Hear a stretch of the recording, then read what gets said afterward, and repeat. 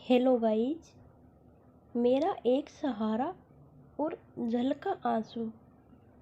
मेरी बेटी की शादी थी और मैं कुछ दिनों की छुट्टी लेकर शादी की तमाम इंतजाम को देख रहा था।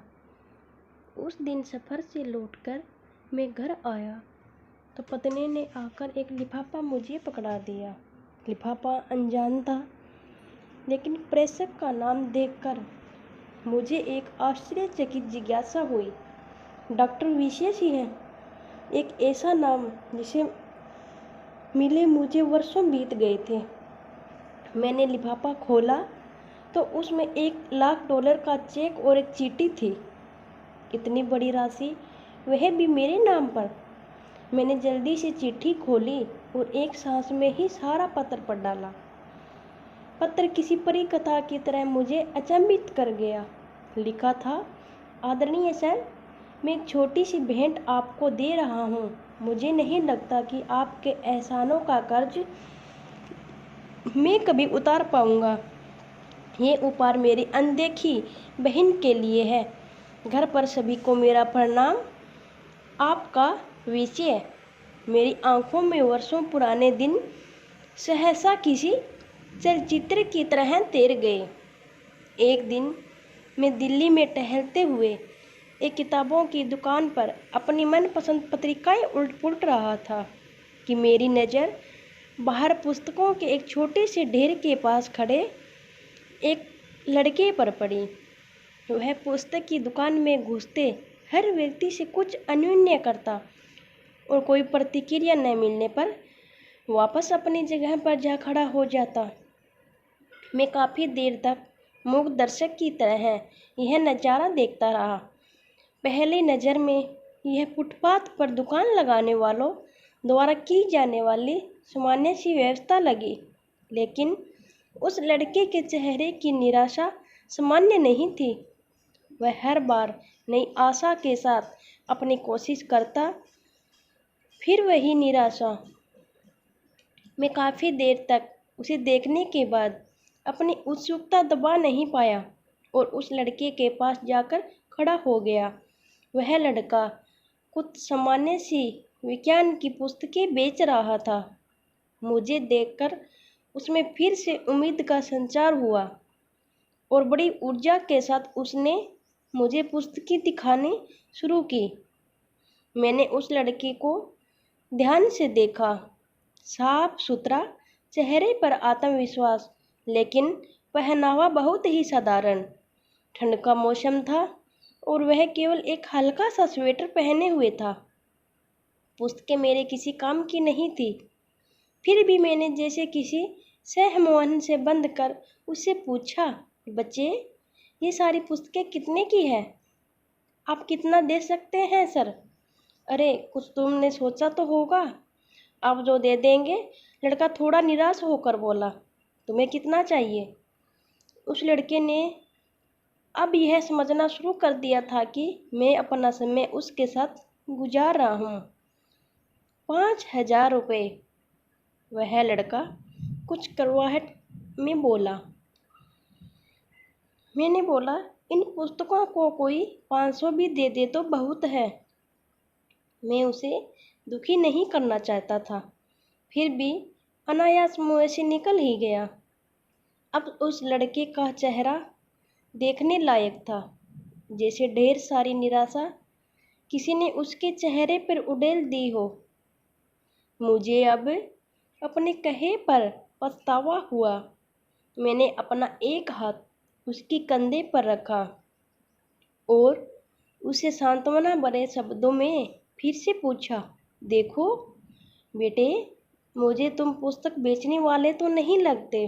क्या बात है? साफ साफ बताओ कि क्या ज़रूरत है? वह लड़का तब जैसे फूट पड़ा। शायद काफ़ी समय निराशा का उतार चढ़ाव अब उससे बर्दाश्त के बाहर था। सर, मैं +2 का स्टूडेंट रह चुका हूँ। मेरे पिता एक छोटे से रेस्तरां में काम करते हैं। मेरा मेडिकल में चयन हो चुका है। अब उसमें प्रवेश के लिए मुझे पैसे की ज़रूरत है। कुछ तो मेरे पिताजी देने के लिए तैयार है, कुछ का इंतजाम वह अभी नहीं कर सकते। लड़के ने एक ही सांस में बड़ी अच्छी अंग्रेजी में कहा, तुम्हारा नाम क्या है? मैंने मंत्रमुग्ध होकर पूछा। विषय सिंह है। तुम विषय हो और दिल छोटा करते हो। कितना पैसा चाहिए? 5,000। अब की बार उसके स्वर में दीनता थी। अगर मैं तुम्हें यह रकम दे दूं तो क्या मुझे वापस कर पाओगे? इन पुस्तकों की इतनी कीमत तो है नहीं। इस बार मैंने थोड़ा हंसकर पूछा, सर आपने ही तो कहा मैं विश्वास के लायक हूँ। आप मुझ पर विश्वास कर सकते हैं। मैं पिछले 4 दिन से यहाँ आता हूँ। आप ही एक पहले आदमी हैं जिसने इतना पूछा। अगर पैसे का इंतजाम नहीं हो पाया तो मैं भी आपको किसी होटल में कप प्लेटें धोता हुआ मिलूँगा। उसके स्वर में अपने भविष्य के डूबने की आशंका थी। उसके स्वर में जाने क्या बात थी जो मेरे ज़हन में उसके लिए सहयोग की भावना तैरने लगी। मस्तिष्क उसे एक जालसाज से ज़्यादा कुछ मानने को तैयार नहीं था, जबकि दिल में उसकी बात को स्वीकार करने का स्वर उठने लगा था। आखिर में दिल जीत ही गया। मैंने अपने पर्स से 5,000 रुपये निकाले, जिनको मैं शेयर मार्केट में निवेश करने की सोच रहा था, उसे पकड़ा दिए। वैसे इतने रुपए तो मेरे लिए भी मायने रखते थे, लेकिन न जाने किस मोहन ने मुझसे वह पैसे निकलवा लिए। देखो बेटे, मैं नहीं जानता कि तुम्हारी बातों में, तुम्हारी इच्छा शक्ति में कितना दम है, लेकिन मेरा दिल कहता है कि तुम्हारी मदद करनी चाहिए, इसीलिए कर रहा हूँ। तुमसे 4-5 साल छोटी मेरी बेटी है मीनू। सोचूंगा उसके लिए ही कोई खिलौना खरीद लिया। मैंने पैसे विषय की तरफ बढ़ाते हुए कहा। विषय हतप्रभ था। शायद उसे यकीन नहीं आ रहा था। उसकी आंखों में आंसू तैर आए। उसने मेरे पैर छुए तो आंखों से निकली 2 बूंदें मेरे पैरों को चूम गई। ये पुस्तकें मैं आपकी गाड़ी में रख दूं? कोई ज़रूरत नहीं, इन्हें तुम अपने पास रखो। यह मेरा कार्ड है। जब भी कोई ज़रूरत हो तो मुझे बताना। वह मूर्ति बनकर खड़ा रहा और मैंने उसका कंधा थपथपाया। कार स्टार्ट कर आगे बढ़ा दी। कार को चलाते हुए वह घटना मेरे दिमाग में घूम रही थी और मैं अपने खेले जुए के बारे में सोच रहा था, जिसमें अनिश्चितता ही ज़्यादा थी। कोई दूसरा सुनेगा तो मुझे एक भावुक मूर्ख से ज़्यादा कुछ नहीं समझेगा। अतः मैंने यह घटना किसी को न बताने का फैसला किया। दिन गुजरते गए। विषय ने अपने मेडिकल में दाखिले की सूचना मुझे एक पत्र के माध्यम से दी। मुझे अपनी मूर्खता में कुछ मानवता नजर आई। एक अनजान सी शक्ति में, या कहे दिल में अंदर बैठे मानव ने मुझे प्रेरित किया कि मैं 1,000-2,000 रुपये उसके पत्ते पर फिर भेज दूं। भावनाएं जीती और मैंने अपनी मूर्खता फिर दोहराई। दिन हवा होते गए। उसका संक्षिप्त सा पत्र आता जिसमें 4 लाइनें होती, 2 मेरे लिए, एक अपनी पढ़ाई पर और एक मीनू के लिए, जिसे वह अपनी बहन बोलता था। मैं अपनी मूर्खता दोहराता और उसे भूल जाता। मैंने कभी चेष्टा भी नहीं की कि उसके पास जाकर अपने पैसे का उपयोग देखो। न कभी वह मेरे घर आया। कुछ साल तक यही क्रम चलता रहा। एक दिन उसका पत्र आया कि वह उच्च शिक्षा के लिए ऑस्ट्रेलिया जा रहा है। छात्रवृत्तियों के बारे में भी बताया था और एक लाइन मीनू के लिए लिखना भी वह अब भी नहीं भूला। मुझे अपने उस मूर्खता पर दूसरी बार फक्र हुआ। बिना उस पत्र की सच्चाई जाने समय पंख लगाकर उड़ता रहा। विषय ने अपनी शादी का कार्ड भेजा। वह शायद ऑस्ट्रेलिया में ही बसने के विचार में था। मीनू भी अपनी पढ़ाई पूरी कर चुकी थी। एक बड़े परिवार में उसका रिश्ता तय हुआ था। अब मुझे मीनू की शादी लड़के वालों की हैसियत के हिसाब से करनी थी। एक सरकारी उपक्रम का बड़ा अफसर कागजी शेर ही होता है। सारी के प्रबंध के लिए ढेर सारे पैसे का इंतजाम, उधेड़-बुन, और अब वह चेक। मैं वापस अपनी दुनिया में लौट आया। मैंने विषय को एक बार फिर याद किया और मीनू की शादी का एक कार्ड विषय को भी भेज दिया।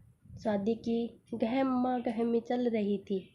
मैं और मेरी पत्नी व्यवस्थाओं में व्यस्त थे और मीनू अपनी सहेलियों में। एक बड़ी सी गाड़ी पोर्च में आकर रुकी। एक सैमरात से शख्स के लिए ड्राइवर ने गाड़ी का गेट खोला तो उस शख्स के साथ उसकी पत्नी, जिसकी गोद में एक बच्चा था, भी गाड़ी से बाहर निकले।